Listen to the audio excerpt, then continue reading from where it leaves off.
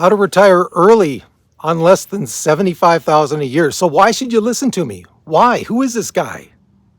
Only once in my life did I have a salary of $75,000 per year. Everything else was lower than that, sometimes significantly lower than that. And I was able to retire at 59 years old with a little over $500,000. It can be done. You don't need a humongous salary to be able to retire early. Here are 8 steps that you need to take in order to do that. Number 1, and this is key, especially in my case, you don't have to start saving early. I didn't start saving for retirement till I was 40. Now, obviously, it would really help if you did start saving earlier than that, but you don't have to. I started at 40, retired at 59 with right around $500,000. It can be done, guys. My salary one year, 2010, was $75,000. The next 3 jobs I had, it went down. 67,000, 65,000, 63. And most of those early years was a lot less. It was more around 50, 55, lower than 50. It can be done, guys. You just have to be diligent in your savings. That's it. You don't have to start early. Start whenever you want, but you can still do this. Number 2, what I did is I adopted a moderate minimalism approach. Now, I don't know about you guys, but I'm not one of those who can just go total minimalist. Hey, I've got 2 glasses, I've got a chair in the corner, and I've got a TV that is like 6 by 6 inches. You have someone over, it's like, hey, yeah, grab one of those glasses and take the chair. I'll just stand while we watch my little TV. I can't do that. But what is moderate minimalism? It's where you have just what you need, maybe a couple extras. For instance, every time I moved, I reduced my stuff. I reduced my footprint. Saves you money on rent, saves you money on buying stuff. Most of the stuff I buy, 90%, is from thrift stores. Yeah, you can probably tell, right? But in retirement, what do? I wear t-shirts, I wear jeans, I wear shorts. Sometimes I don't shave. Who cares, man? You're retired. But moderate minimalism can really help you if you want to retire early and you're not making much money. It's a big part of it, guys. It's a big part of it. For those of you who see me for the first time, my name is Duane. This is a channel for retiring on moderate income. If you think you might like that, think about joining. And like the video as well if you really like it. Number 3. Now this is something you really have to consider way before you retire, say 5, 8 years. You might consider moving to an area with a lower cost of living.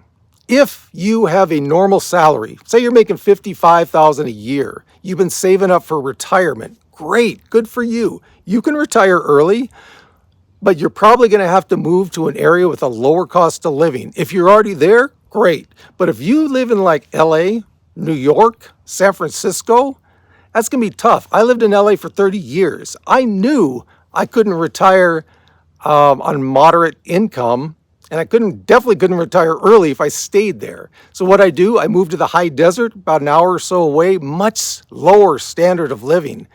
You can do this, guys. You can retire early. You don't need to be making $200,000 a year to retire early. Now, if you want to retire really early, let's say 47, yeah, this might be kind of tough, this approach. But it can be done. That's all I'm saying. It can be done. Point number 4. When you start contributing to your retirement plan, you must stay consistent. Now, from the ages of 35 to 40, I was kind of saving. I would contribute a little bit to my retirement plan 1 month, and then I might skip a couple months. Maybe my rent went up. It's like, oh, I don't have to do those retirement contributions, man. That's where I can pay for my new rent and my new cool pad.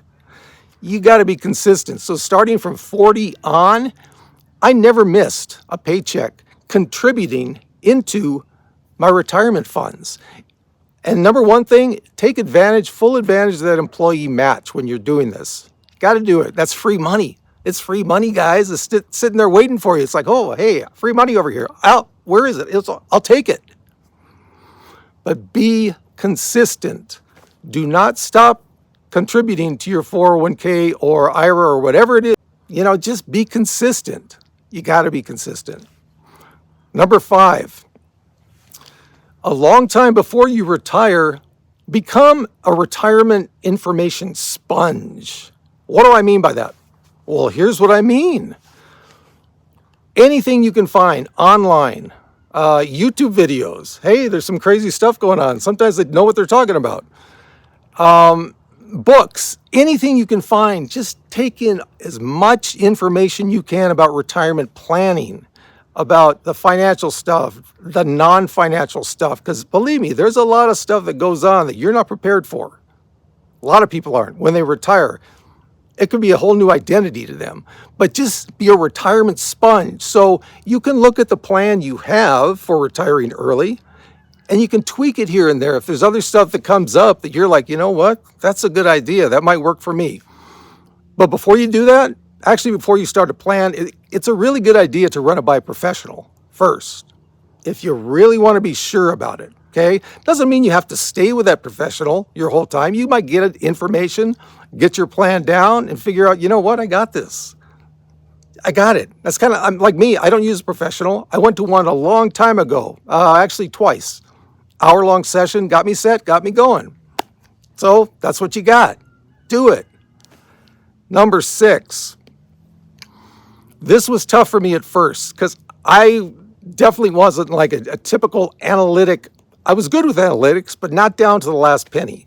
Pick a budget and stick to it. If you were making regular income, $55,000 a year, you should know where all that money is going. Now, there's either the top-down method or the bottom-up method. Top-down method of budgeting is kind of like an executive summary, okay? It's where, okay, this is how much I spend a year on utilities. Here's how much I spend on car payments. It's okay. It's a good place to start, but I prefer the bottom-up method.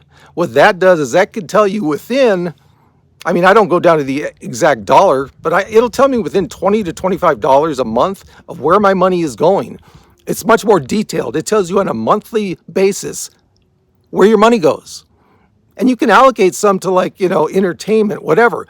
But make sure you stick to that budget, guys. It's so important, especially if you don't make a huge amount of money and you want to retire early. Stick to that budget. That was a big, big thing for me. Number 7, vacations. Now, I've never been one to take huge vacations.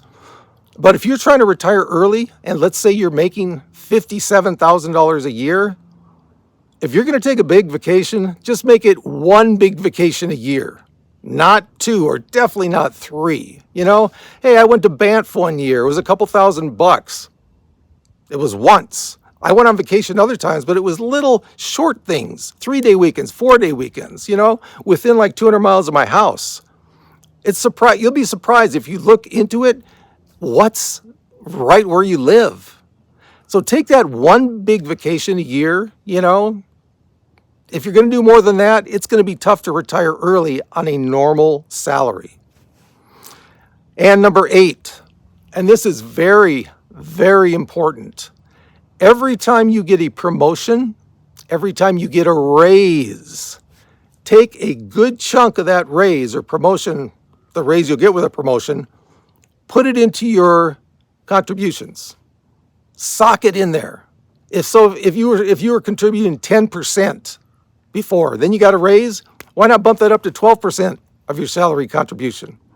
Just sock it in there, guys. And you know what? It's pretty painless. It really is, because you're making more money. You may not be putting all of that raise into your contributions, but you know what? If you put half that, you're still making a little bit more, right? It's not going to hurt. Believe me, the last 5 years before I retired, I was socking away anywhere from 23 to 25% of my salary. It can be done. And if you do it gradually, it's easy. You don't feel it because you're still making a little bit more money than before, but you're also contributing a lot more money too. And believe me, guys, with the magic of compounding, even if you start late at 40, I noticed after 10 years of saving diligently, so right around 50, I look at my balance, it's like, whoa, that's not bad. compounding just starts to kick in. I mean, it's always working, but you don't see the full effects until 10, 15, and 20 years down the road. Man, it can just take off. So you got to do it, guys. You just got to do it. Every raise, every promotion, put more money into your contributions. So those are the steps I have. Those worked for me to be able to retire at 59 in August of 2021 with a little over $500,000. I'm almost 3 years into it. I'm doing great. You can too, guys. You can too. Take some of those steps and try them out. It worked for me. It'll work for you. And as always, we got this.